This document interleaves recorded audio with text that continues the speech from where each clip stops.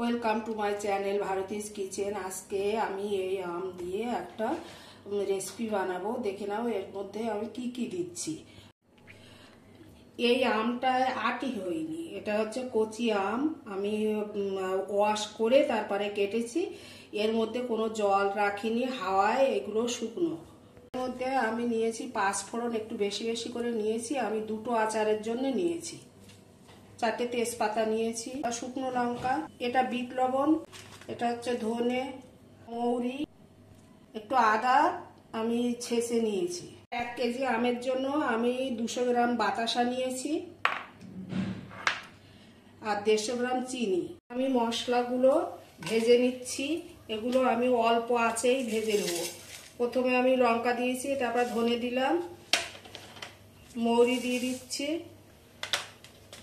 জিরে দিয়ে দিলাম, তেজপাতা আর এটা পাঁচফোড়ন।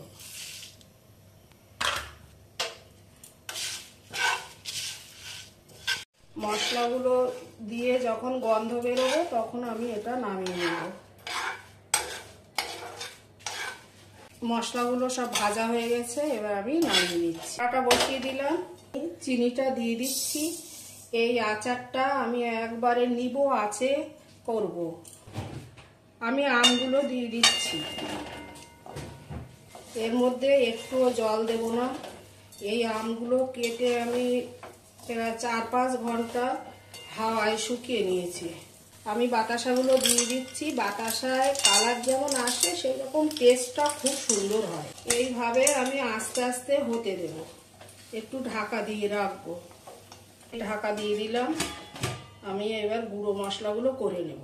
আমি এই আদাটা দিয়ে দিলাম, এই বিট লবণটা দিয়ে দিলাম। দেখো আমগুলো কেমন ফুলে ফুলে উঠেছে। এতে আমি একটুও জল দেইনি। আমার আচারটা হয়ে গেছে, এবার নামিয়ে নেব। আমি এই মশলাগুলো যেটা বানিয়েছিলাম দিয়ে দিলাম। এখানে আমি 2 চামচ দেব। আমার হয়ে গেছে, এবার আমি নামাবো একটু বাদে।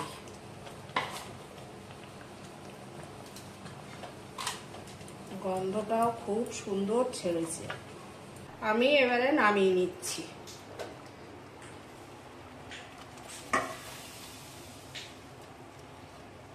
আচারটা আমার কমপ্লিট।